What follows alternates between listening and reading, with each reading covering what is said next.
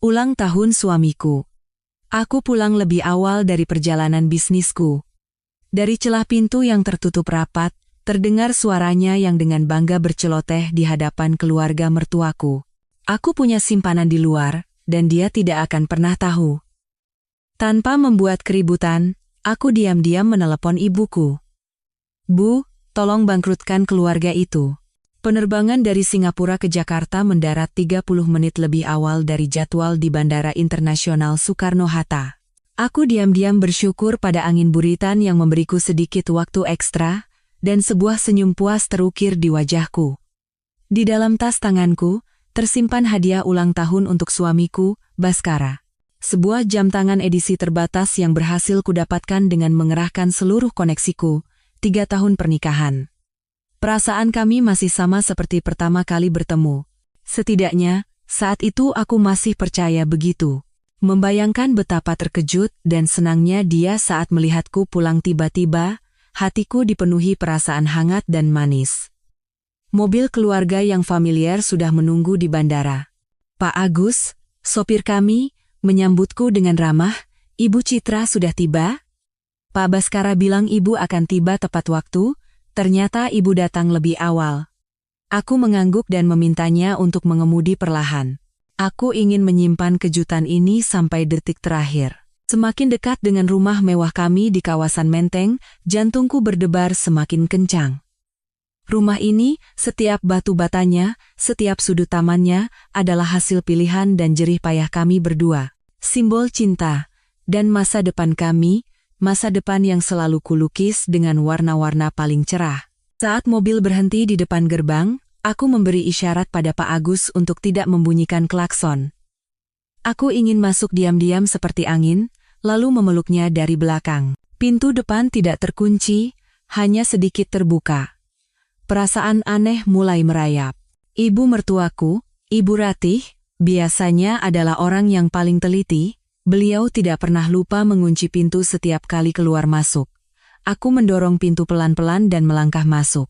Dari ruang keluarga, suara para mertuaku terdengar jelas. Suara suamiku Baskara, ayah mertuaku Bapak Suryo Atmojo, dan Ibu Ratih, mungkin mereka sedang membicarakan persiapan pesta malam ini. Tepat saat aku hendak menyapa, satu kalimat dari Baskara membuat kakiku seolah membeku di lantai. Ibu tenang saja, istriku itu bodoh sekali, apapun yang aku katakan pasti dia percaya. Nanti kalau dia pulang dari perjalanan bisnisnya, aku rayu sedikit dengan kata-kata manis, pasti dia akan nurut lagi. Hanya masalah waktu sampai uang perusahaan ibunya sebesar 1 triliun rupiah jatuh ke tangan kita. Suaranya penuh dengan keangkuhan dan penghinaan. Suara yang selama 3 tahun ini membisikkan kata-kata cinta, kini menusuk jantungku sedingin belati. Aku bersembunyi di balik dinding tebal, seluruh tubuhku kaku. Kotak jam tangan di tanganku tiba-tiba terasa seberat bertonton. Ibu Ratih menyambung dengan nada mengejek yang gamblang. Syukurlah dia memang bodoh. Kalau dia gadis yang cerdas, keluarga kita pasti sudah bangkrut sejak dulu. Kamu dan ayahmu, selesaikan pekerjaan kalian dengan baik. Begitu uang Wijaya Group masuk ke rekening Atmojo Konstruksi, dia sudah tidak punya nilai lagi untuk dipertahankan. Saat itu, kalau kamu mau menceraikannya dan menikah dengan gadis bernama Dian itu, ibu tidak akan melarang. Dian. Nama itu seperti palu yang sekali lagi menghantam kepalaku. Dian adalah anak magang baru di perusahaan Baskara. Seorang gadis muda dan ceria yang bahkan pernah kupuji di depan Baskara. Dia pintar dan cantik, ya. Aku tidak pernah menyangka ayah mertuaku, Bapak Suryo, yang selama ini kukagumi karena citranya yang tenang dan berwibawa, akan berbicara dengan suara licik dan penuh perhitungan. Bicara perceraian nanti saja. Harus setelah semuanya selesai dan dia tidak bisa membatalkan kontrak investasi. Ingat, Citra adalah direktur utama di Wijaya Group dan di belakangnya ada Ibu Hartati. Ibu Hartati bukan orang sembarangan. Kita harus melangkah dengan hati-hati. Baskara, kamu harus terus memainkan peranmu sebagai suami yang baik dengan sempurna. Jangan sampai menimbulkan kecurigaan sedikit pun. Setiap kata yang mereka ucapkan bagai jarum beracun yang menancap di kulitku, Pernikahan 3 tahun ini ternyata hanyalah sebuah sandiwara. Aku adalah tokoh utama wanita yang bodoh, dan mereka adalah aktor-aktor hebat dengan kemampuan akting yang sempurna. Mereka berakting begitu sempurna hingga aku tidak menaruh curiga sedikit pun. Cinta, perhatian, sumpah setia, semuanya bohong. Satu-satunya tujuan mereka adalah mendapatkan investasi 1 triliun rupiah dari Wijaya Group milik ibuku untuk menyelamatkan perusahaan mereka, Atmojo Konstruksi, yang berada di ambang kebangkrutan. Rasa sakit bergejolak di dadaku, membuatku sesak napas. Aku harus berpegangan pada dinding agar bisa tetap berdiri. Tapi air mata tidak mengalir. Mungkin saat kebenaran terlalu kejam, manusia bahkan tidak bisa menangis. Sebaliknya, hawa dingin yang mengerikan menyebar ke seluruh tubuhku. Cintaku telah mati, dan yang bangkit dari abunya adalah kebencian. Aku mundur perlahan, lalu menutup pintu dengan lembut, seolah-olah tidak ada yang terjadi. Aku tidak boleh membiarkan mereka tahu bahwa sandiwara mereka telah terbongkar. Jika mereka ingin bermain sandiwara, maka naskah babak terakhir akan kutulis ulang. Aku berbalik dan dengan cepat keluar dari gerbang yang pernah menjadi surgaku. Hatiku berdarah, tetapi kepalaku anehnya terasa sangat jernih. Rencana balas dendam mulai terbentuk di benakku sejak saat itu.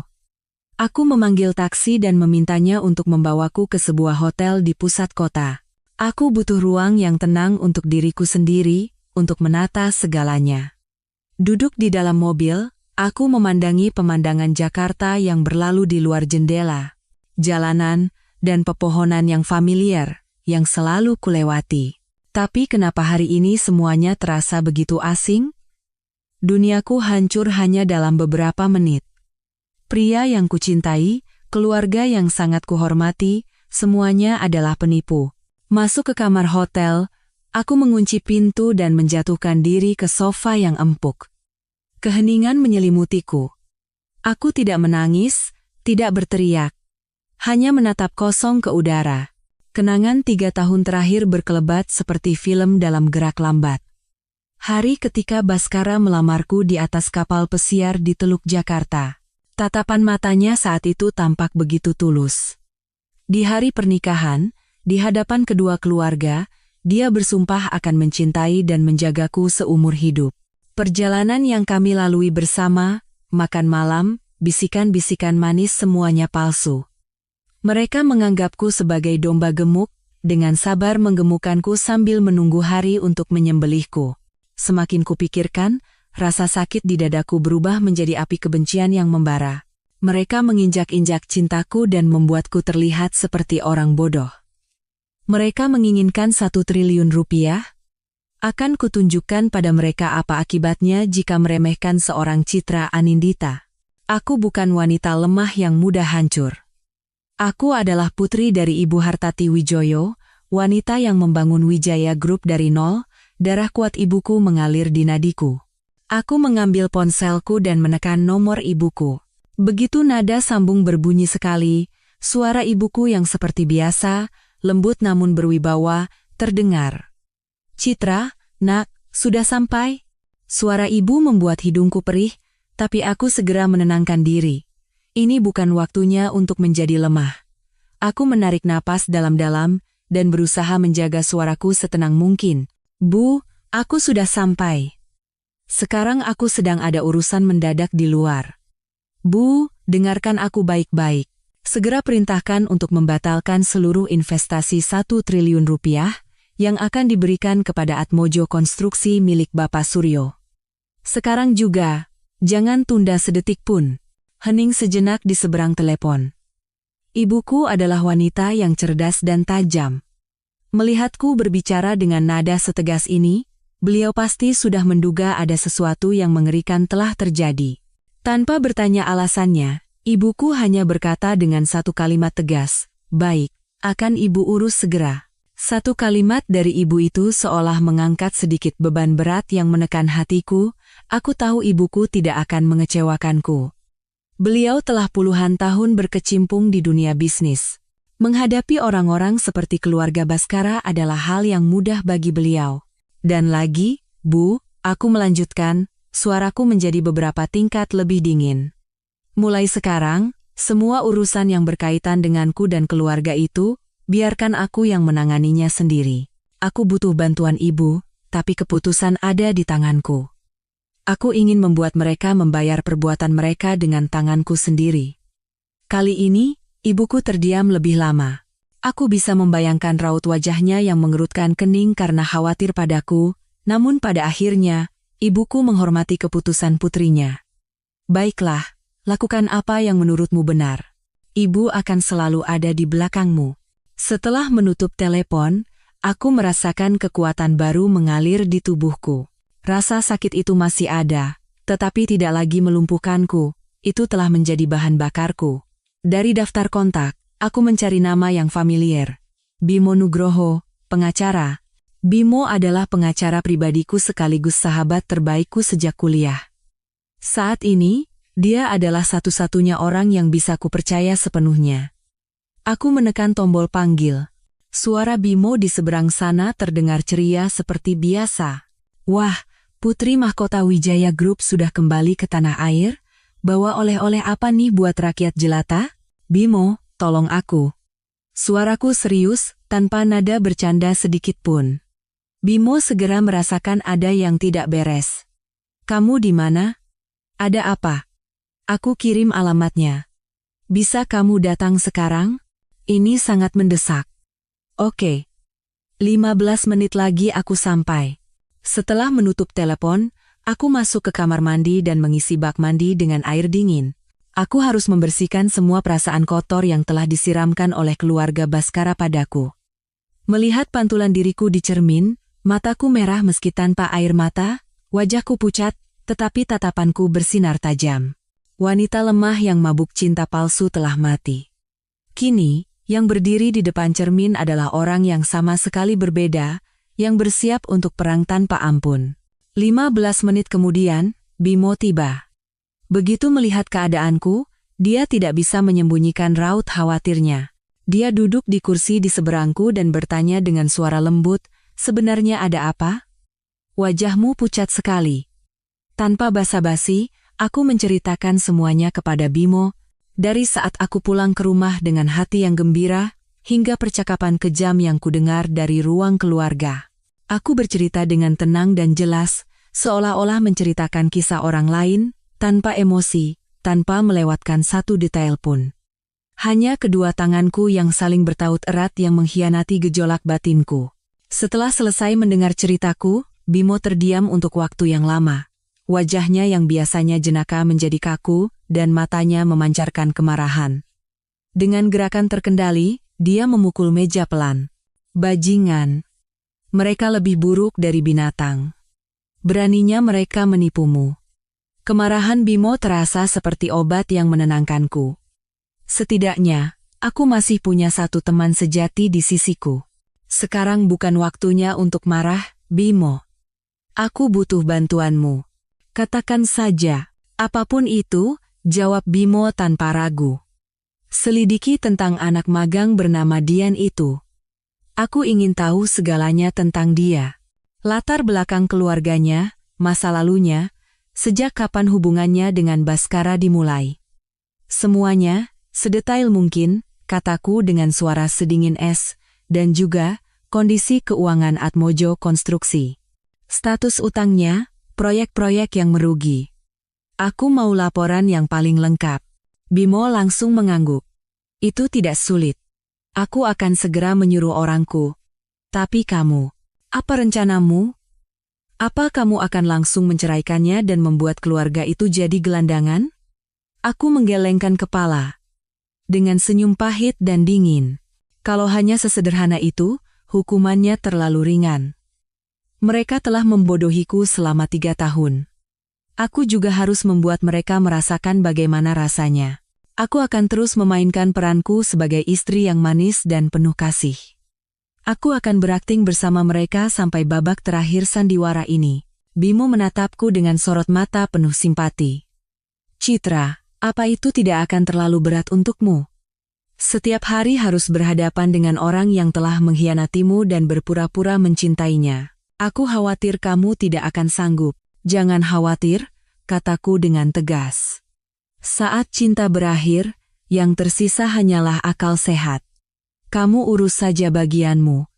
Sisanya, biar aku yang tangani.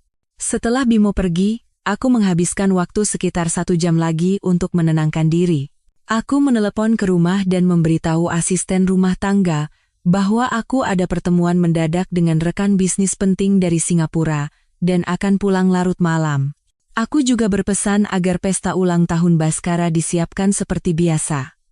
Setelah itu, aku pergi ke sebuah pusat perbelanjaan mewah, membeli gaun baru, dan merias wajahku dengan hati-hati. Saat aku pulang nanti, tidak boleh ada seorang pun yang bisa melihat jejak kehancuran dalam diriku.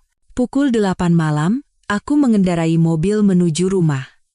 Rumah mewah itu bermandikan cahaya, dan dari dalam terdengar alunan musik yang merdu.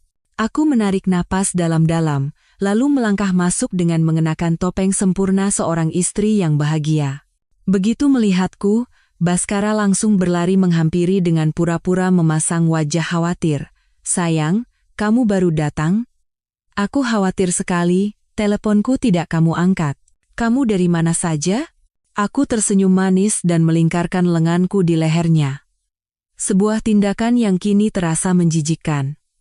"Maaf ya Mas, rekan bisnisnya penting sekali, jadi tidak bisa ditinggal." "Selamat ulang tahun, suamiku." Aku mengecup pipinya ringan. Baskara memelukku erat dan berbisik di telingaku, "Terima kasih, sayang. Kamu pulang saja sudah membuatku bahagia." Aku memejamkan mata, menahan rasa mual yang naik hingga ke tenggorokan. Pelukan yang dulu terasa paling hangat ini kini terasa dingin dan kotor. Ayah dan ibu mertuaku juga mendekat dengan senyum cerah. "Citra sudah datang. Nak, sudah makan? Ayo, masuk, kita makan malam bersama," kata Ibu Ratih dengan ramah. "Iya, Bu, terima kasih. Karena pekerjaan sangat sibuk, aku belum makan apa-apa," jawabku dengan ekspresi lelah namun bahagia. Ayah, Ibu, dan Mas Baskara benar-benar mempersiapkannya dengan sepenuh hati. Pesta ulang tahun berlangsung dalam suasana yang meriah. Mereka berakting dengan sempurna, begitu pula aku. Aku menyuapi Baskara, menuangkan anggur untuk ayah mertuaku, dan mengobrol riang dengan ibu mertuaku. Kadang-kadang, saat mereka pikir aku tidak melihat, aku menangkap mereka bertiga saling bertukar pandang secara diam-diam. Mereka mungkin bersukacita karena mangsanya sudah benar-benar masuk perangkap, tanpa tahu bahwa sebenarnya merekalah yang akan segera terjerat dalam jaring.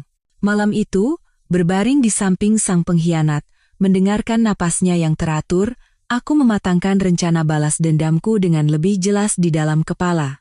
Beberapa hari setelah pesta ulang tahun yang penuh kemunafikan itu, aku mulai bertindak.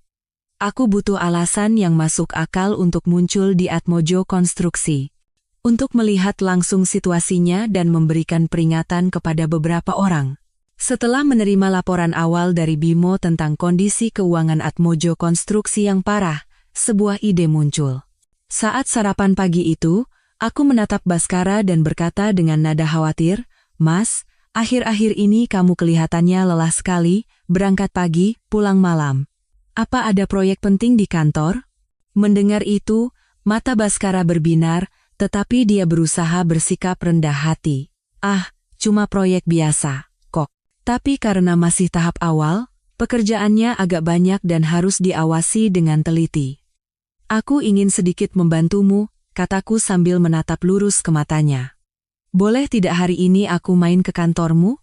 Aku kan juga lulusan manajemen bisnis, siapa tahu bisa memberikan masukan yang berguna untukmu atau ayah.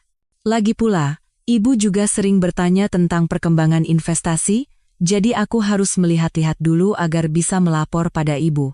Aku sengaja menekankan kata ibu. Benar saja, raut wajah Baskara dan Bapak Suryo yang sedang membaca koran di dekatnya sedikit berubah. Tawaranku seperti pedang bermata dua. Mereka senang karena mengira aku benar-benar tertarik pada investasi, namun juga tampak cemas jika aku menemukan sesuatu yang aneh di perusahaan mereka yang kosong melompong. Setelah ragu sejenak, Baskara akhirnya tersenyum cerah dan setuju. "Ide bagus itu, sayang. Kalau kamu datang membantu, itu yang terbaik. Nanti aku sampaikan ke ayah biar disiapkan. Nanti aku jemput, ya? Tidak usah, Mas. Aku bisa menyetir sendiri. Aku ingin memberi kejutan untuk semua orang, tolakku. Aku tidak ingin pergi bersamanya. Aku butuh waktu untuk mengamati dengan bebas. Sekitar pukul 10 pagi, aku tiba di kantor pusat Atmojo Konstruksi.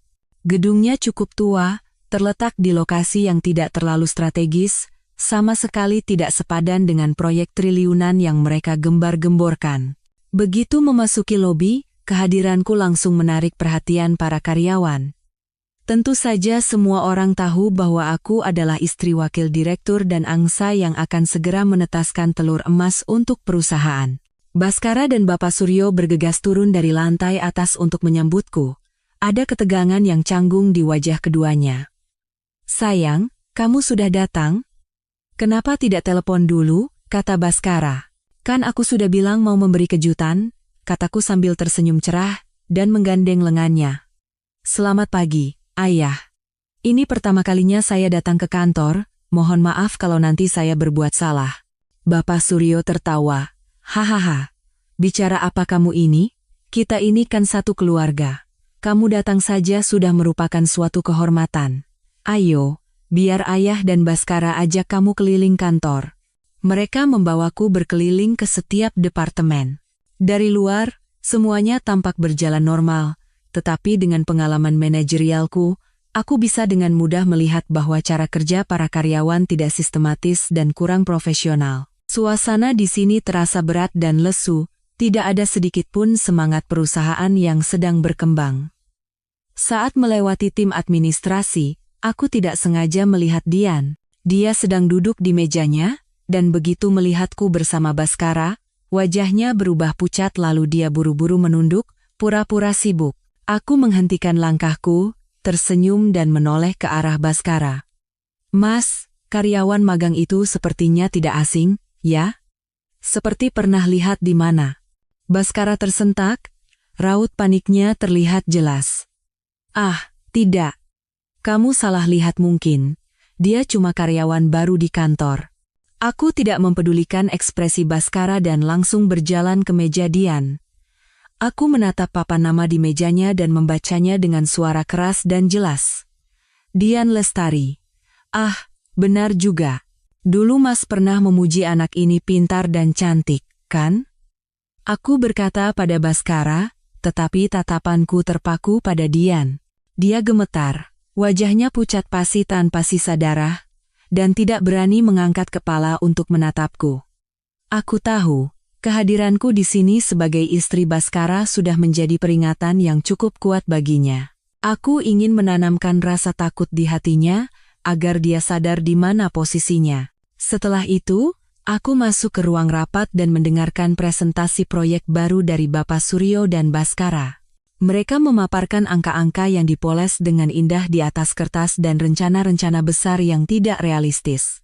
Aku hanya mendengarkan dalam diam, sesekali mengangguk dan melontarkan beberapa pertanyaan yang seolah-olah acuh tak acuh. Namun, pertanyaan-pertanyaan itu tepat mengenai celah dalam rencana mereka, membuat ayah dan anak itu harus bersusah payah menjelaskan sambil berkeringat. Kunjungan kali ini mencapai tujuanku. Aku telah menunjukkan bahwa aku bukan lawan yang bisa ditipu dengan mudah, dan pada saat yang sama, aku telah menanamkan kebingungan dan ketakutan di dalam internal mereka. Permainan ini baru saja dimulai. Rencana balas dendamku membutuhkan waktu dan persiapan yang matang. Tidak cukup hanya dengan menarik kembali dana investasi dan membuka topeng mereka. Itu hukuman yang terlalu ringan. Aku ingin membuat mereka menghancurkan segalanya dengan tangan mereka sendiri. Aku ingin membuat mereka merasakan bagaimana rasanya berada di puncak harapan, lalu terhempas ke jurang keputusasaan. Untuk itu, aku harus membuat mereka terjerumus lebih dalam ke perangkap finansial yang telah mereka gali sendiri. Seminggu setelah kunjunganku ke Atmojo Konstruksi, aku membaca sebuah artikel tentang acara lelang amal yang diselenggarakan oleh sebuah yayasan terkemuka di kota. Itu adalah acara besar yang dihadiri oleh banyak pengusaha dan selebriti. Aku yakin keluarga Baskara tidak akan melewatkan kesempatan ini untuk meningkatkan citra dan membangun koneksi. Dan ini adalah kesempatanku. Saat makan malam, aku dengan santai menyinggung tentang acara lelang itu. Ibu tadi telepon, katanya akhir pekan ini aku harus hadir di lelang amal Yayasan Jantung Kasih. Katanya itu acara penting yang dihadiri banyak rekanan utama Wijaya Group. Ibu Ratih, begitu mendengarnya, langsung berbinar. Oh, begitu? Ibumu memang punya wawasan yang luas. Acara seperti itu memang harus dihadiri untuk memperluas jaringan. Tentu saja keluarga kita juga harus datang. Aku tersenyum dengan pura-pura polos. Tapi kan tidak enak kalau datang dengan tangan kosong. Semua orang pasti akan ikut lelang untuk donasi, tapi aku tidak tahu harus pilih apa. Sambil berkata begitu, aku pura-pura menyalakan tablet dan melihat-lihat daftar barang lelang. Aku berhenti pada foto sebuah guci keramik kuno dengan ukiran yang rumit. Wah, guci ini indah sekali, ya? Mirip sekali dengan yang pernah ibu ceritakan dulu. Dulu kakek pernah punya yang persis seperti ini, tapi terpaksa dijual saat masa sulit, dan ibu masih sering menyesalinya. Aku berbicara dengan nada penuh penyesalan seolah acuh tak acuh, tetapi mataku mengamati sikap Baskara dan orang tuanya.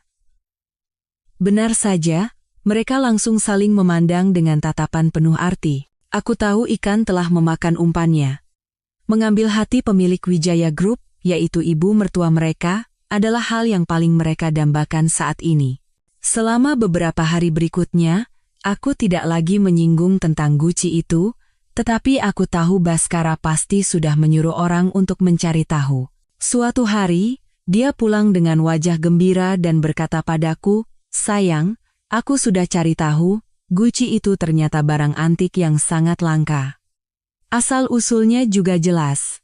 Kalau kita beli ini dan hadiahkan untuk ibu, beliau pasti akan sangat senang." Aku berpura-pura khawatir. Tapi harga pembukaannya saja sudah 10 miliar rupiah. Kalau dilelang pasti akan jauh lebih mahal. Apa sepadan? Baskara memegang tanganku dan berkata dengan tegas, "Berapapun harganya tidak masalah, asalkan ibu senang. Jangan khawatir, urusan uang biar aku yang atasi. Anggap saja ini sebagai bentuk bakti kecil dari keluarga kita untuk ibu." Aku tahu betul bahwa bakti kecil ini sebenarnya adalah sebuah investasi. Mereka siap menghabiskan banyak uang untuk mendapatkan kepercayaan ibuku dan memastikan investasi 1 triliun rupiah berjalan lancar. Tapi yang tidak mereka ketahui adalah, guci itu palsu. Aku telah meminta seorang teman ahli barang antik untuk menilainya melalui foto, dan dia memastikan bahwa itu adalah barang tiruan yang dibuat dengan sangat halus. Meletakkan barang ini di acara lelang juga merupakan bagian dari rencanaku. Malam pelelangan, keluarga kami hadir dengan penampilan yang glamor dan berkelas. Baskara berpura-pura menjadi suami yang sangat perhatian dan penuh kasih. Saat guci kuno itu dilelang, dia tanpa ragu ikut menawar. Pelelangan menjadi sengit karena beberapa penawar lain juga gigih ingin mendapatkan guci itu. Tentu saja, para penawar itu adalah orang-orang yang telah kutempatkan. Harga guci itu meroket dalam sekejap. Akhirnya, Baskara memenangkan lelang dengan harga 50 miliar rupiah, jumlah yang membuat seluruh ruangan berbisik-bisik. Saat Baskara naik ke panggung untuk menerima barang itu, dia menatapku dengan sorot mata bangga dan penuh kemenangan. Sepertinya dia berpikir telah mendapatkan nilai yang sangat besar di mata mertuanya. Bapak Suryo dan Ibu Ratih juga tidak bisa menyembunyikan ekspresi gembira mereka. Mereka sama sekali tidak tahu bahwa uang 50 miliar itu adalah dana gelap yang telah lama dikumpulkan Baskara, dan uang itu kini telah berubah menjadi pecahan keramik yang tidak berharga. Melihat senyumnya, aku merasa kasihan. Harga sebuah kebohongan terkadang dimulai dari hal yang paling glamor. Setelah insiden lelang guci kuno, keluarga Baskara semakin yakin bahwa aku telah sepenuhnya mempercayai mereka. Sikap mereka terhadapku menjadi semakin manis dan ramah. Baskara pun berpura-pura lebih menyesali perselingkuhannya, yang dia kira tidak aku ketahui sama sekali. Tapi sepandai-pandainya tupai melompat, akhirnya akan jatuh juga. Hanya beberapa hari kemudian, Bimo memberiku kabar penting. Sabtu malam ini, Baskara akan bertemu dengan Dian di Leciel, restoran Prancis mewah di Sudirman. Dia sudah memesan seluruh private corner di sana. Aku tersenyum sinis. Serigala tidak akan pernah bisa mengubah kebiasaannya. Baru saja menghabiskan 50 miliar untuk mengambil hati mertuanya, sekarang dia terburu-buru menemui kekasihnya. Mungkin dia berpikir aku tidak akan pernah pergi ke tempat seperti itu sendirian, atau mungkin kepercayaan dirinya yang buta telah melumpuhkan akal sehatnya. Bagus sekali, kataku pada Bimo melalui telepon. Terima kasih. Aku segera menelepon ibuku. Bu, Sabtu malam ini ada waktu? Aku ingin mentraktir ibu makan malam di Leciel. Ibuku terkejut. Ada acara khusus apa? Bukan acara khusus kok. Hanya ingin menghabiskan waktu berdua dengan ibu. Sudah lama kan kita tidak makan di luar berdua saja. Ibu mau kan menemaniku? Rayuku. Ibuku, yang sangat menyayangi putrinya, langsung setuju. Baiklah. Mana bisa ibu menolak permintaan putri ibu? Jam berapa? Jam 7:30. Ibu dandan yang cantik, ya. Sabtu malam, aku dan ibu tiba di restoran. Aku telah memesan meja di lokasi yang memungkinkan kami mengamati private corner yang dipesan Baskara, namun tidak terlalu mencolok. Kami duduk, memesan makanan, dan mengobrol dengan riang seperti biasa. Ibuku tidak bertanya apapun tentang rencanaku. Beliau hanya menjadi sandaran yang kuat di sisiku. Sekitar pukul 8, Baskara dan Dian masuk. Baskara mengenakan setelan jas yang necis, sementara Dian mengenakan gaun terbuka dengan riasan tebal yang membuatnya terlihat jauh lebih tua dari usianya. Mereka menuju ke private corner yang telah dipesan dan sama sekali tidak menyadari kehadiran kami. Aku dan ibu melanjutkan makan malam kami. Sekitar 30 menit kemudian, saat makanan mereka sudah tersaji semua, aku memberi isyarat pada ibu. Aku bangkit dari kursi, mengambil gelas anggurku, dan berkata pada ibu, Bu, aku ke toilet sebentar, ya? Aku sengaja berjalan melewati meja Baskara dan Dian. Saat mendekati meja mereka, aku berpura-pura tersandung kaki kursi dan jatuh ke arah meja mereka. Gelas anggur di tanganku tumpah ke tubuh Baskara, membasahi kemeja putihnya. Aduh, maaf sekali, kataku sambil pura-pura panik, lalu mengangkat kepala dengan ekspresi sangat terkejut. Loh, Mas Baskara, kenapa kamu ada di sini? Baskara dan Dian membeku. Wajah Baskara pucat pasi, dan dia tergagap. Citra, kamu. Kenapa kamu ada di sini? Dian ketakutan hingga menjatuhkan pisau dan garpunya ke atas piring, menimbulkan suara yang tajam. Saat itu juga, ibuku datang dengan wajah khawatir. Ibu menatap Baskara, lalu beralih ke Dian. Raut terkejut sejenak melintas di wajah cantiknya, namun segera berganti dengan senyum maklum dan pengertian seorang dewasa. Loh, menantuku Baskara, kebetulan sekali. Kami juga sedang makan malam di sini, kata ibu dengan lembut seolah tidak terjadi apa-apa. Kemudian, beliau menoleh ke arah Dian dan menatapnya dari atas ke bawah dengan tatapan yang hanya bisa dimiliki oleh orang yang telah makan asam garam kehidupan. Selamat malam, Nona. Rekan kerja Baskara, ya? Cantik sekali. Dian hanya menunduk tanpa menjawab. Baskara gelagapan, tidak tahu harus berbuat apa. Iya, ibu mertua. Ini rekan bisnis kami. Sedang ada pembicaraan pekerjaan. Ibuku tersenyum dalam hati, tetapi di luar beliau pura-pura percaya. Beliau menepuk pundak Baskara dengan ringan dan berkata dengan penuh arti, "Oh, begitu. Pasti efisien sekali ya membicarakan pekerjaan di tempat seromantis ini. Baiklah, kalau begitu lanjutkan saja pembicaraan kalian. Citra, ayo ke sini. Jangan mengganggu anak-anak muda bekerja." Ibuku menarik tanganku dan kembali ke meja kami, meninggalkan Baskara dan Dian yang diliputi rasa malu dan kebingungan. Pertemuan ini adalah serangan psikologis yang sempurna. Bukan penggerebekan perselingkuhan yang heboh, melainkan sebuah peringatan yang elegan. Baskara akan dilanda kebingungan, terjebak antara ketakutan karena tertangkap basah, dan ketidakmampuannya memahami sikap kami yang luar biasa murah hati. Dia akan menjadi semakin cemas dan takut, dan itulah yang aku inginkan. Sandiwara ini masih panjang, dan kejutan untuknya baru saja dimulai. Setelah pertemuan tak terduga di restoran itu, suasana di rumah kami menjadi sangat aneh. Selama beberapa hari, Baskara tidak berani menatap mataku dan terus menghindariku. Dia berusaha menunjukkan perhatian lebih dan bersikap lebih baik padaku, tetapi kecanggungan dan ketakutan dalam setiap tindakannya tidak bisa menipu mataku. Dia sedang menunggu. Menunggu amarahku, tuntutanku. Tapi aku tidak memberinya apa yang dia inginkan. Aku bersikap tenang dan penuh kasih, seolah tidak terjadi apa-apa. Keheninganku adalah hukuman yang paling menakutkan. Setelah hampir seminggu hidup dalam kecemasan, Baskara tidak tahan lagi. Malam itu, saat aku sedang membaca buku di kamar, dia masuk dan berlutut di kakiku. "Citra, maafkan aku. Aku salah. Tolong maafkan aku sekali ini saja." Dia memegang ujung bajuku dan menangis memohon. Aku meletakkan bukuku dan menatap dingin pria yang berlutut di kakiku. Akting yang luar biasa. Air mata itu begitu nyata. Jika ini terjadi sebulan yang lalu, mungkin hatiku akan luluh. "Salah apa?" tanyaku dengan suara tanpa emosi. Aku seharusnya tidak bertemu dengannya.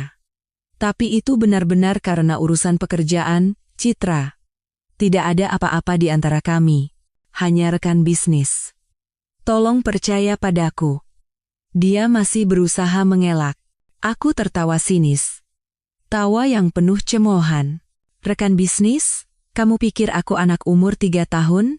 Aku melemparkan beberapa foto yang diambil oleh orang suruhan Bimo ke arahnya. Foto Baskara dan Dian berpelukan di dalam mobil. Foto mereka bergandengan tangan masuk ke hotel. Foto-foto yang jelas dan tajam. Ini juga hubungan bisnis?" Baskara melihat foto-foto itu dan wajahnya pucat pasi. Dia tahu dia tidak bisa menyangkal lagi. Dia membenturkan kepalanya ke lantai dan memohon dengan putus asa. "Aku benar-benar salah. Aku sudah gila. Dia yang menggodaku. Aku hanya mencintaimu, Citra. Tolong jangan tinggalkan aku. Aku tidak bisa hidup tanpamu." Aku mendengarkannya dalam diam saat dia membuat alasan dan memohon, sungguh menyedihkan. Bahkan dalam situasi seperti ini, dia masih menyalahkan orang lain, tapi aku tidak memarahinya. Rencanaku membutuhkan kerjasamanya. Aku sengaja menghela napas, berpura-pura lelah, dan terluka. "Bangun. Sudah sampai sejauh ini, aku sengaja menggantung kalimatku." Mendengar itu, Baskara mengira aku akan meminta cerai dan menjadi semakin ketakutan. Dia buru-buru mengucapkan segala macam janji. "Aku janji. Tidak akan ada lagi kejadian seperti ini. Aku akan putus total dengannya. Tolong beri aku kesempatan terakhir, Citra." Aku terdiam cukup lama, sampai ketakutannya mencapai puncaknya. Lalu aku berkata perlahan, "Baik. Aku bisa memberimu satu kesempatan, Baskara." Seperti orang tenggelam yang meraih sedotan, buru-buru mengangkat kepalanya. "Tapi ada syaratnya," suaraku menjadi tegas. "Ibu sangat kecewa padamu. Beliau sedang mempertimbangkan kembali investasi 1 triliun itu. Satu-satunya cara untuk mendapatkan kembali kepercayaan ibu sekarang adalah dengan kamu membuktikan kemampuanmu. Proyek baru Atmojo Konstruksi, aku akan terlibat langsung dalam pengawasannya." Baskara tercengang. Syarat ini benar-benar di luar dugaannya. Tanpa memberinya waktu untuk berpikir, aku melanjutkan, "Aku akan bertindak sebagai perwakilan dari Wijaya Group untuk mengawasi langsung perkembangan proyek dan alur keuangannya. Setiap pengeluaran harus melalui persetujuanku. Hanya dengan begitu, ibu akan merasa tenang dan mau mencairkan dana. Bagaimana? Ini adalah perjanjian dengan iblis." Dari luar, ini terlihat seperti kesempatan bagi Baskara untuk menebus kesalahannya, menyelamatkan pernikahan dan investasinya. Tapi pada kenyataannya, ini adalah caraku untuk memegang kendali hidup dan mati Atmojo Konstruksi. Jika aku mengontrol alur keuangannya, aku bisa memutus napas mereka kapan saja. Baskara, yang panik karena takut kehilangan segalanya, tidak lagi punya waktu untuk menimbang untung rugi. Dia berpikir ini adalah satu-satunya jalan keluar. Dia buru-buru mengangguk. Baik, baik. Aku setuju. Aku akan melakukan apa saja, asalkan kamu tidak meninggalkanku. Aku bangkit dan melewatinya. Besok aku akan ke kantor. Siapkan satu ruangan untukku. Pintu tertutup, meninggalkan Baskara yang terduduk di lantai, memeluk harapan yang baru saja tumbuh. Dia tidak tahu bahwa dia baru saja menandatangani surat hukuman mati untuk dirinya dan keluarganya. Permainan kucing dan tikus yang sesungguhnya baru saja dimulai. Setelah memegang kendali pengawasan proyek, langkahku selanjutnya adalah menyingkirkan si anak magang, Dian, yang menjadi duri dalam daging. Aku tidak bisa membiarkannya berkeliaran di sekitar Baskara dan menimbulkan masalah yang tidak perlu. Selain itu, dia juga pion penting dalam rencanaku. Aku meminta Bimo untuk mengatur pertemuan dengan Dian di sebuah kafe yang tenang. Aku ingin menghindari tempat yang bisa menarik perhatian perusahaan atau orang lain. Saat Dian tiba, dia terlihat sangat kuyu. Insiden di restoran dan ancaman dari Baskara setelahnya pasti membuatnya tidak bisa tidur. Melihatku sudah menunggu di sana, dia tersentak dengan ekspresi penuh ketakutan dan kewaspadaan. Ibu Direktur, ada perlu apa memanggil saya? Gagap Dian. Aku tersenyum. Senyum ramah, tapi cukup untuk membuat lawan bicaraku merinding. Aku mendorong sebuah amplop tebal ke hadapannya. Di dalam ini ada uang 2 miliar rupiah. Anggap saja ini hadiah kecil dariku. Dian menatap amplop dan aku secara bergantian, bingung. Ibu, apa maksudnya ini? Maksudnya, kataku sambil menyesap tehku perlahan, ambil uang ini, tinggalkan Jakarta, dan tinggalkan Baskara. Mulailah hidup baru di kota lain. Dengan uang ini, kamu bisa hidup nyaman. Buka toko kecil, atau lakukan apapun yang kamu mau. Dian menunduk tanpa bicara. Aku tahu dia goyah. 2 miliar adalah jumlah yang sangat besar bagi seorang gadis muda dari latar belakang biasa sepertinya. Aku melanjutkan dengan suara lembut,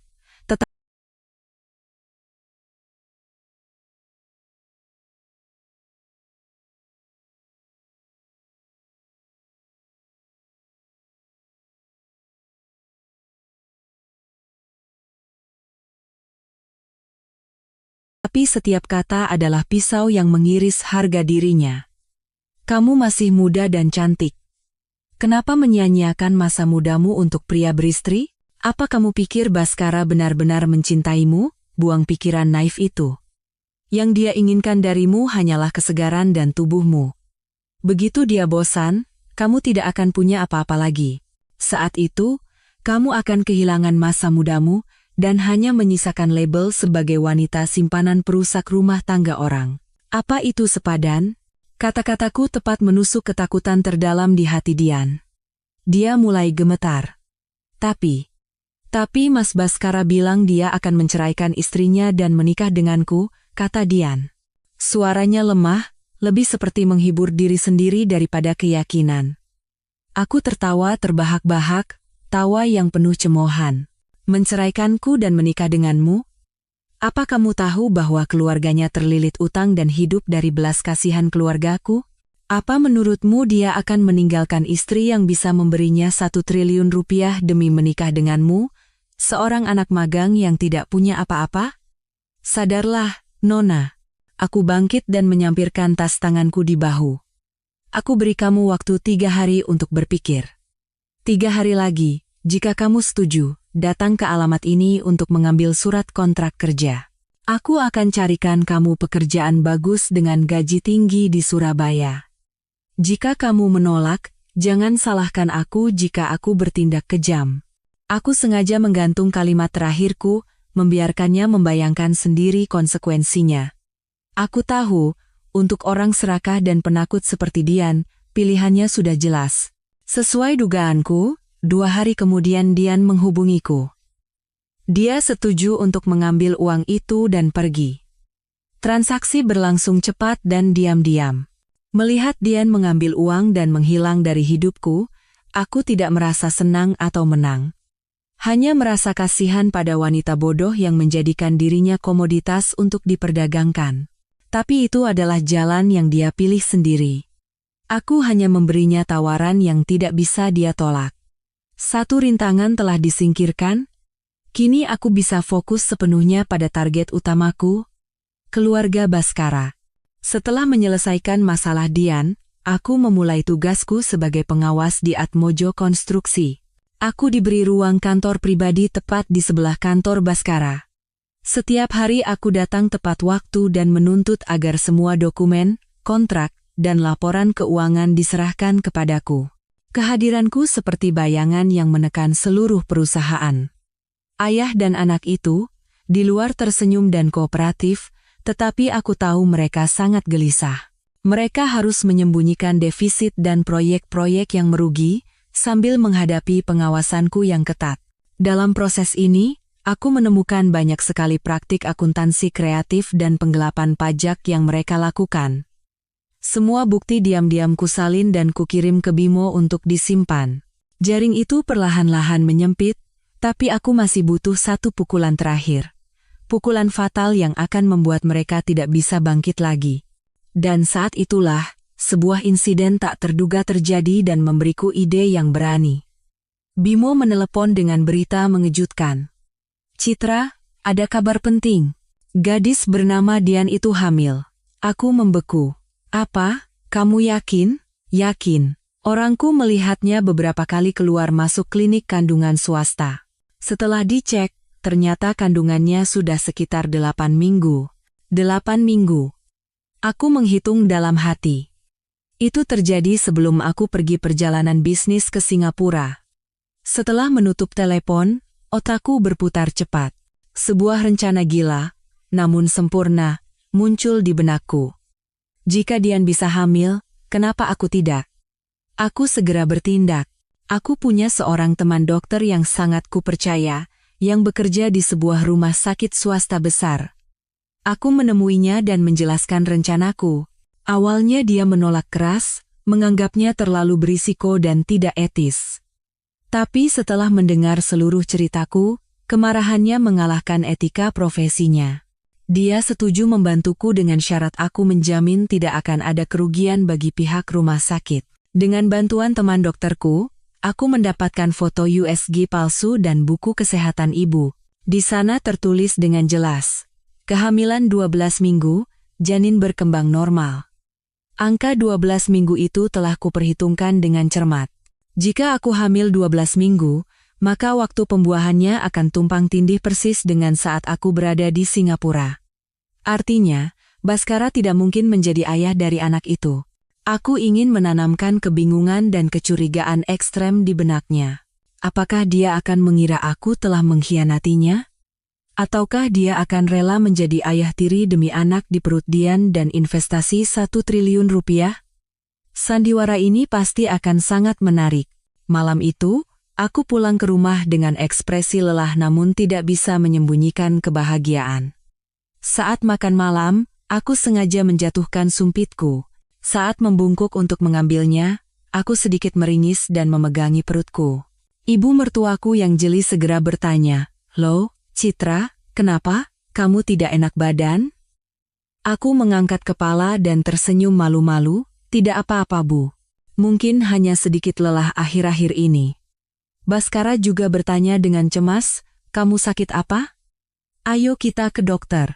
Aku menggelengkan kepala dan menatapnya serta keluarga mertuaku dengan sorot mata bahagia yang bersinar. Aku mengeluarkan foto USG dari tasku dan meletakkannya dengan lembut di atas meja. "Tidak perlu ke dokter. Aku punya kabar gembira untuk kita semua." Semua mata keluarga Baskara tertuju pada foto di atas meja. Bapak Suryo adalah yang pertama mengambilnya. Saat beliau membaca tulisan kehamilan 12 minggu dengan suara keras, seluruh ruangan hening seketika. Aku melihat dengan jelas bagaimana warna wajah Baskara berubah dari terkejut dan syok, menjadi bingung, lalu pucat pasi. Dia menatapku dan foto itu bergantian, dengan tatapan penuh curiga dan ketakutan. Rencanaku telah mengambil langkah pertama yang sukses. Kabar gembiraku bagaikan bom yang dijatuhkan di rumah keluarga Baskara, Bapak Suryo, dan Ibu Ratih terang-terangan bersukacita. Bagi mereka, cucu ini adalah jaminan pasti untuk investasi 1 triliun rupiah dan pewaris yang akan melanjutkan bisnis keluarga impian mereka. Mereka tidak meragukan sedikit pun keaslian kehamilan ini. Atau mungkin, mereka sengaja tidak mau meragukannya. Tapi Baskara berbeda. Selama beberapa hari berikutnya, dia hidup dalam siksaan. Aku bisa melihat dengan jelas kebingungan dan konflik batin di matanya. Angka 12 minggu itu menghantuinya siang dan malam. Dia beberapa kali ingin bertanya padaku, tetapi tidak berani. Dia takut jika bertanya, semuanya akan terbongkar. Sandiwara sebagai suami bahagia yang akan segera menjadi ayah harus berakhir, dan mimpi kekayaan keluarganya akan hancur berkeping-keping. Keserakahan dan kepengecutan tidak mengizinkannya untuk menghadapi kebenaran. Sementara itu, aku tahu kabar kehamilan Dian juga telah sampai ke telinga Ibu Ratih, pasti Baskara yang mencoba meminta bantuan ibunya. Dan wanita praktis dan licik seperti Ibu Ratih, pasti sudah menyusun rencananya sendiri. Hari Minggu itu, aku berkata pada Baskara bahwa aku ingin pergi ke rumah orang tuanya untuk memberitahukan kabar gembira ini dan makan malam keluarga. Ini adalah jebakan yang telah kusiapkan, dan aku yakin mereka pasti akan masuk ke dalamnya. Makan malam berlangsung dalam suasana keakraban yang munafik. Ibu Ratih terus-menerus mengambilkan makanan untukku dan menasihatiku tentang hal-hal yang harus diwaspadai oleh ibu hamil. Beliau memainkan perannya dengan sempurna sebagai ibu mertua yang sangat mencintai menantunya dan menyayangi cucunya. Setelah makan, beliau memanggilku ke kamar terpisah dengan alasan ada yang ingin dibicarakan antar wanita. Baskara dan Bapak Suryo pun dengan sadar menyingkir.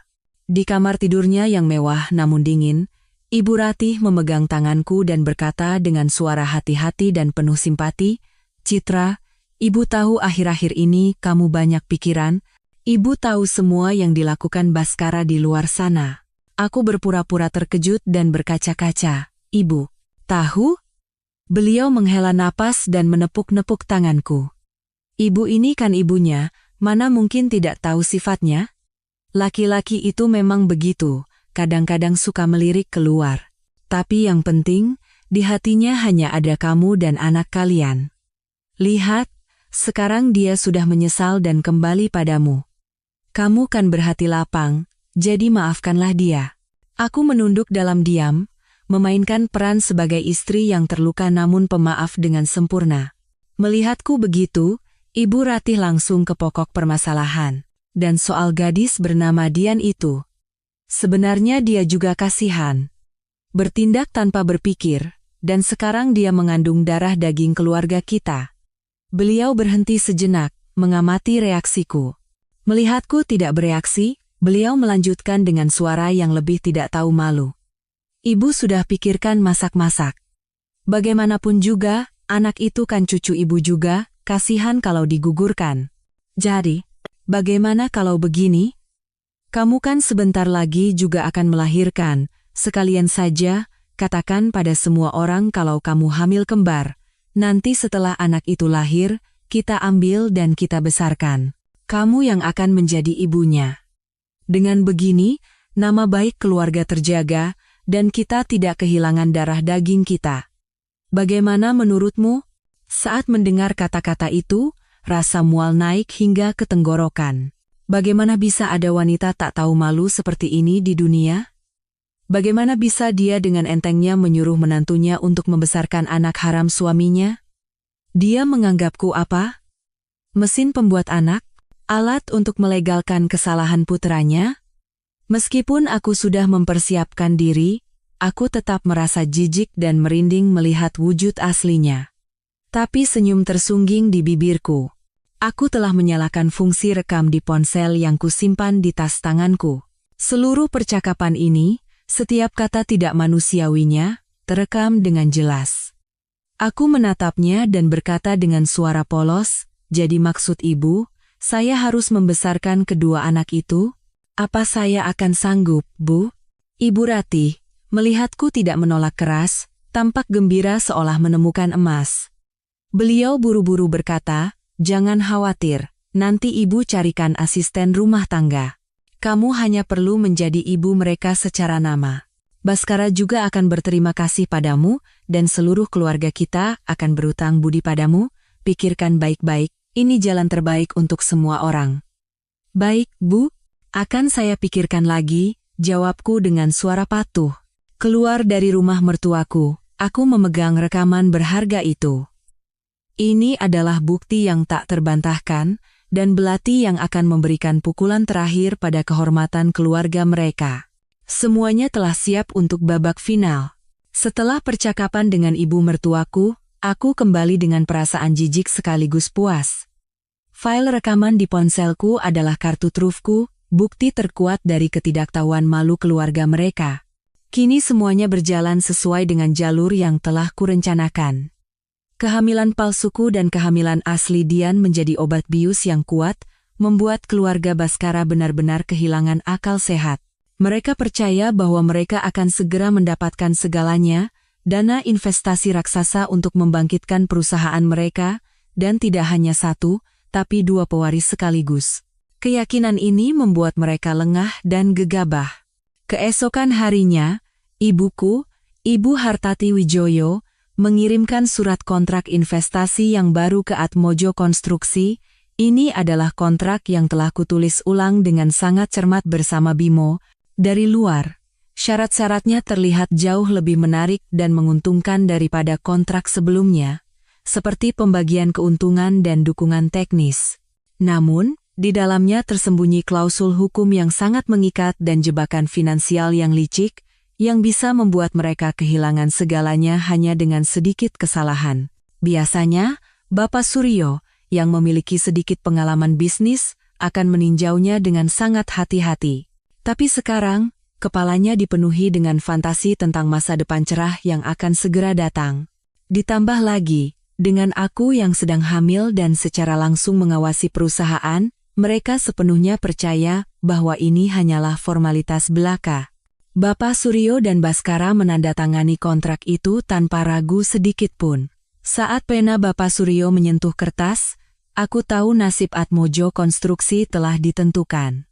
Untuk menjalankan proyek baru sesuai dengan rencana besar yang telah mereka susun, Atmojo Konstruksi membutuhkan dana pendamping yang tidak sedikit.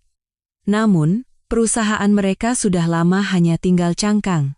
Investasi 1 triliun dari Wijaya Group, sesuai dengan yang tertera di kontrak, akan dicairkan secara bertahap setelah Atmojo Konstruksi menyelesaikan setiap item pekerjaan. Ini berarti mereka harus menyediakan dana awal sendiri. Dan disinilah giliranku untuk bertindak. Sebagai pengawas, aku terus-menerus mengajukan tuntutan yang masuk akal untuk mempercepat kemajuan proyek. Aku menuntut mereka untuk menyewa tim konsultan ahli dari luar negeri yang mahal, mengimpor peralatan mesin terbaru, dan mengontrak bahan baku berkualitas tinggi dalam jumlah besar. Semua ini adalah pengeluaran yang sangat besar. Terjepit, ayah dan anak itu tidak punya pilihan selain meminjam uang ke sana kemari. Bank-bank sudah lama menolak mereka karena riwayat tunggakan. Satu-satunya pilihan yang tersisa adalah rentenir dengan bunga yang mencekik. Mereka menggadaikan rumah mewah dan mobil mereka, mengumpulkan semua sumber daya yang bisa mereka kerahkan, dan terjun ke dalam lingkaran utang seperti laron yang terbang menuju api. Mereka percaya, jika mereka bertahan sebentar lagi, dana dari Wijaya Group akan mulai masuk dan semua kesulitan akan teratasi. Setiap hari di kantor, aku menyaksikan mereka berlarian mencari pinjaman dan membungkuk di hadapan para penagih utang yang berwajah sangar. Melihat wajah mereka yang cemas dan lelah, aku tidak merasakan kepuasan, hanya perasaan dingin yang menusuk. Betapa bodohnya manusia jika dibutakan oleh keserakahan. Mereka menggali kuburan mereka sendiri sambil percaya bahwa mereka sedang membangun surga. Jaring telah menyempit, kini tinggal menunggu sinyal terakhir. Setelah menyiksa keluarga Baskara dalam perangkap finansial selama sekitar 2 bulan, aku tahu waktunya telah matang. Atmojo Konstruksi kini terbelit utang dan hanya bergantung pada dana investasi kami, waktunya untuk menutup tirai sandiwara ini. Aku berkata pada Baskara bahwa aku ingin mengadakan pesta yang sangat besar untuk mengumumkan secara resmi proyek kerja sama kedua perusahaan dan merayakan kabar gembira keluarga. Aku menambahkan bahwa pesta ini bertujuan untuk memperkuat citra Atmojo Konstruksi dan meredam rumor buruk tentang kesulitan keuangan mereka selama ini. Mendengar itu, Baskara dan keluarganya sangat gembira. Inilah yang paling mereka tunggu-tunggu. Sebuah acara megah untuk mendapatkan latar belakang kuat dari Wijaya Group dan mengumumkan kebangkitan gemilang mereka kepada dunia. Tanpa ragu sedikit pun, mereka langsung setuju dan menyerahkan seluruh persiapan kepadaku. Aku memilih ballroom paling mewah di Park Hotel, salah satu hotel bintang 5 termahal di Jakarta, sebagai lokasi acara. Aku mengirimkan undangan kepada semua kalangan elit bisnis, mitra utama, pihak bank, dan tentu saja para wartawan. Aku ingin semua orang hadir untuk menyaksikan kejatuhan keluarga mereka. Malam itu, keluarga Baskara tiba di pesta sangat awal. Mereka berpakaian glamor, dan wajah mereka semua memancarkan keangkuhan dan kemenangan. Bapak Suryo berjalan berkeliling seperti tuan rumah, berjabat tangan dan berbincang dengan para tamu terhormat. Ibu Ratih, berhiaskan perhiasan berlian mahal, tertawa dan berceloteh dengan ceria, membanggakan menantunya yang cakap dan cucu yang akan segera lahir. Baskara menempel di sisiku. Lengannya yang posesif melingkari pinggangku, memainkan peran sempurna sebagai suami yang mencintai istrinya, dan pria yang akan segera mencapai puncak kesuksesan. Mereka sama sekali tidak tahu bahwa semua ini adalah panggung raksasa yang telah kubuat. Setiap ucapan selamat dari para tamu, setiap tatapan kagum, adalah pisau tak terlihat yang semakin menggembungkan fantasi mereka dan akan melipat gandakan rasa sakit saat mereka jatuh.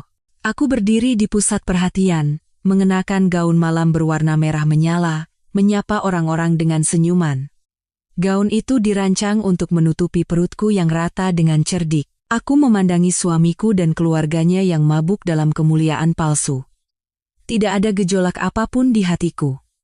Ini akan menjadi pesta terakhir mereka, dan orang yang akan meniup lilin pada kue takdir ini adalah aku. Panggung telah siap. Para aktor telah mengambil peran mereka, kini tinggal menunggu tirai tragedi terakhir terbuka.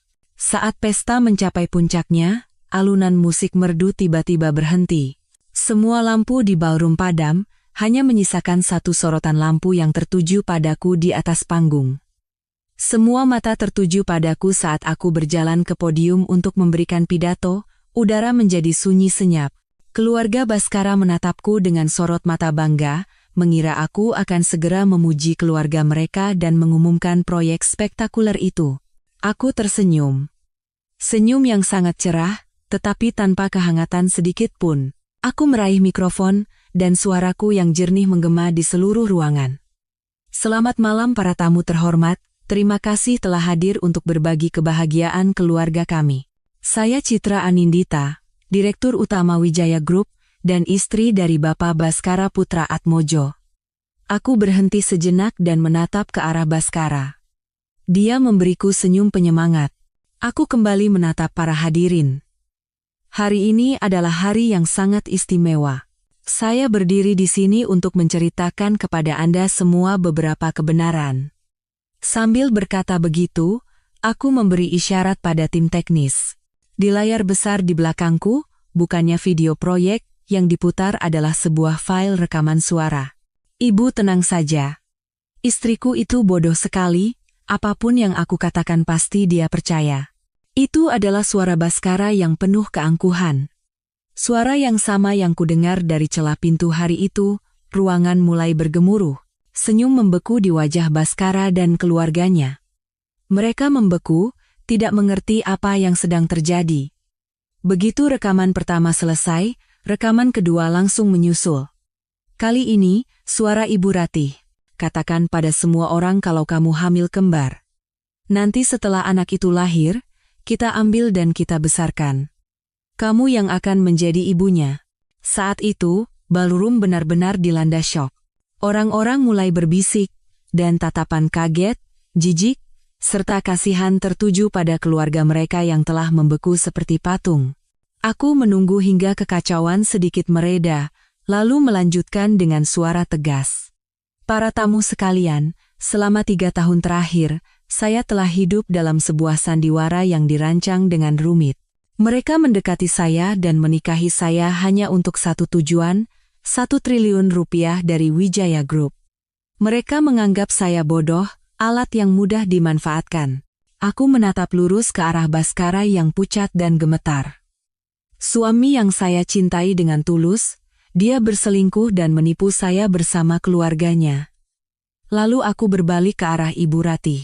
Ibu mertua yang saya hormati dengan tulus, dia memberikan tawaran tak tahu malu yang tidak bisa diterima oleh wanita manapun untuk membesarkan anak haram suaminya.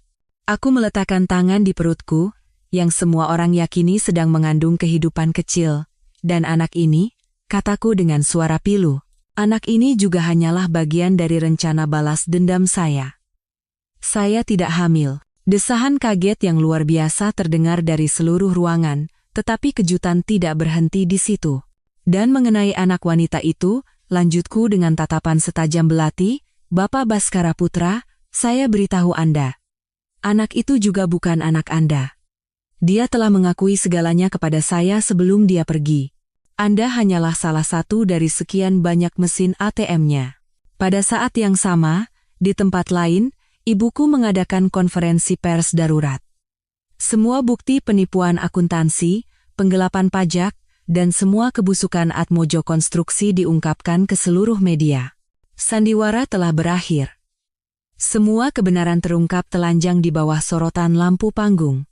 Kata-kata terakhirku bagaikan petir di siang bolong, tidak hanya bagi keluarga Baskara, tetapi juga bagi semua orang di ruangan itu. Pesta berubah menjadi neraka. Kilatan kamera tak henti-hentinya menyala.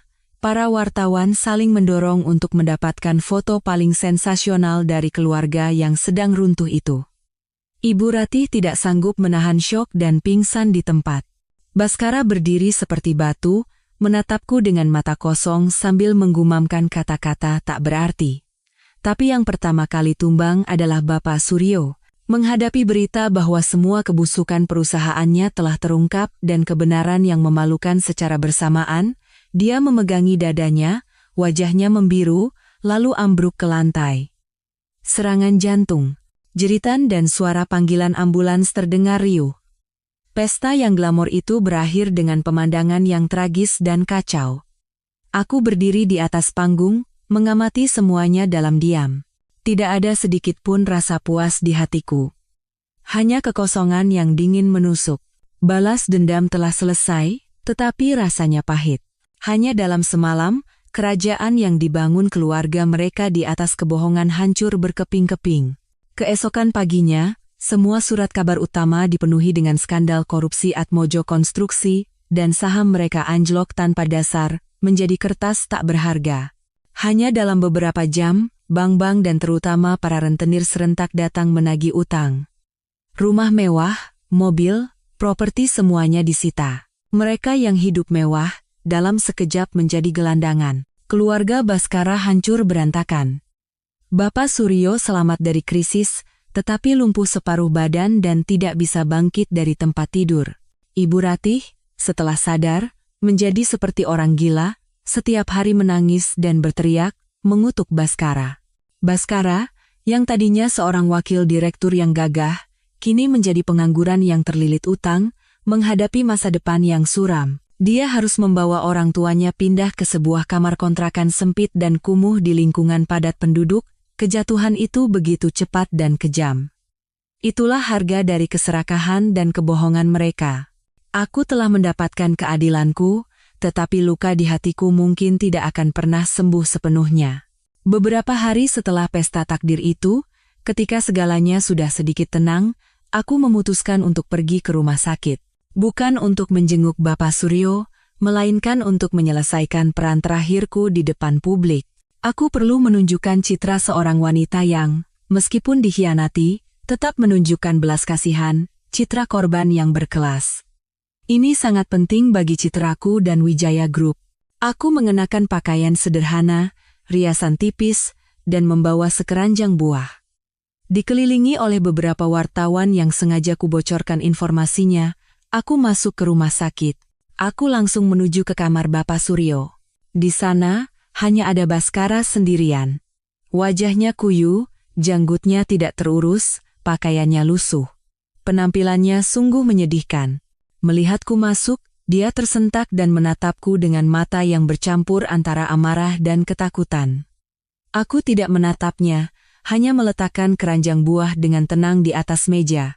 Setelah melihat Bapak Suryo yang terbaring tak bergerak di tempat tidur, aku berkata dengan datar kepada Baskara, bagaimanapun juga, beliau pernah menjadi ayah mertuaku. Saya datang untuk melihat keadaannya. Baskara tidak berkata apa-apa. Mungkin dia tidak tahu harus berkata apa. Membenciku. Tapi keluarganya lah yang telah berbuat salah. Aku berada di sana selama sekitar 5 menit, cukup bagi para wartawan untuk mengambil beberapa foto, lalu aku berbalik untuk pergi. Saat aku baru saja melangkah ke koridor, tiba-tiba Baskara berlari dan menghalangiku.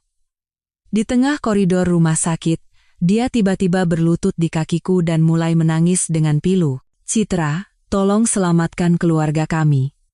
Kami sudah tidak punya apa-apa lagi. Ayah terbaring seperti itu, kami bahkan tidak punya uang untuk membeli obat. Bisakah kamu meminjamkanku sedikit uang? Anggap saja ini sebagai sisa rasa kemanusiaan dari pernikahan kita. Tolong. Aku menatap dingin pria yang bersujud di kakiku. Rasa kemanusiaan dari pernikahan? Beraninya dia mengucapkan kata-kata itu? Bahkan dalam keadaan seperti ini, yang ada di pikirannya hanyalah uang. Aku menarik kakiku dari genggamannya dan mundur selangkah. Dari dompetku, aku mengeluarkan beberapa lembar uang ratusan ribu yang biasa kugunakan untuk membayar parkir dan melemparkannya ke hadapannya. Butuh uang? Ini semua yang bisa kamu dapatkan dariku. Hanya sebatas ini yang pantas kamu terima. Kataku dengan nada penuh penghinaan. Dan jangan pernah muncul di hadapanku lagi. Lain kali kita bertemu, itu akan terjadi di kantor polisi.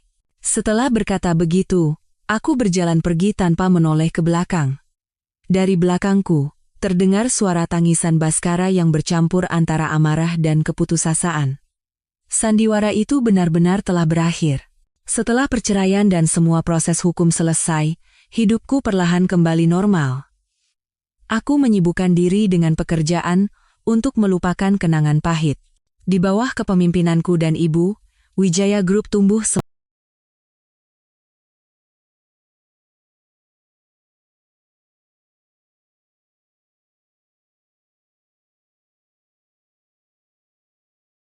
semakin pesat. Kesuksesan dalam bisnis sedikit banyak menyembuhkan luka pengkhianatan. Tapi Baskara tidak melepaskanku. Kehilangan segalanya, dia sepertinya juga kehilangan akal sehatnya. Dia mulai menguntitku. Kadang-kadang aku melihat sosoknya yang familiar berkeliaran di dekat kantor atau di depan gerbang rumahku. Dia tidak berani mendekat, hanya menatapku dari kejauhan dengan tatapan yang rumit. Awalnya aku mengabaikannya. Kupikir dia akan lelah dan menyerah. Saat itu, aku bertemu kembali dengan Dava Mahendra di sebuah forum ekonomi. Dava, CEO sebuah perusahaan IT yang sedang naik daun, adalah seorang pengusaha muda yang berbakat, jujur, dan penuh semangat. Kami adalah teman seangkatan di universitas, tetapi kehilangan kontak setelah lulus. Bertemu kembali, kami dengan cepat menemukan kecocokan. Dia cerdas, humoris, dan yang terpenting, tulus. Berada di dekatnya membuatku merasa tenang dan menjadi diriku sendiri. Sebuah perasaan yang sudah sangat lama tidak kurasakan. Kami mulai berkencan. Dava tahu masa laluku dari media, tetapi tidak pernah bertanya. Dia hanya diam-diam berada di sisiku, membuktikan perasaannya melalui tindakan. Perlahan, hatiku yang telah membeku seperti batu mulai mencair. Kemunculan Dava di sisiku membuat Baskara semakin gila. Dia tidak lagi hanya mengamati dari kejauhan. Dia mulai mengirim pesan-pesan berisi kecemburuan patologis dan ancaman. Suatu kali, saat aku dan Dava sedang makan malam di sebuah restoran, dia datang dan membuat keributan, menantang Dava. Petugas keamanan harus datang untuk menyeretnya keluar. Gangguan Baskara semakin melewati batas, dan aku tidak bisa lagi mengabaikannya. Aku tahu aku perlu satu percakapan jujur terakhir untuk mengakhiri semua ini. Aku mengajaknya bertemu, bukan di tempat umum yang ramai, tetapi di rumah lama kami, rumah mewah yang kini menjadi milikku setelah perceraian. Aku ingin dia menghadapi langsung semua yang telah hilang darinya. Baskara yang muncul di tempat yang dijanjikan terlihat jauh lebih menyedihkan daripada saat di rumah sakit. Kurus kering, matanya cekung, dipenuhi kelelahan dan dendam. Begitu melihatku, dia berlari dan mencoba memegang tanganku. "Citra, akhirnya kamu mau menemuiku. Aku tahu itu. Aku tahu di hatimu masih ada aku." Aku mundur, menjaga jarak. "Jangan salah paham. Aku menemuimu hari ini untuk memperjelas segalanya. Ini yang terakhir." "Apa maksudmu, Citra? Tidak bisakah kita mulai dari awal lagi?" "Aku salah. Aku akan memperbaiki semuanya. Aku akan mengabdi padamu seumur hidup untuk menebusnya. Kita pernah bahagia, kan? Apa kamu lupa?" "Mohonnya."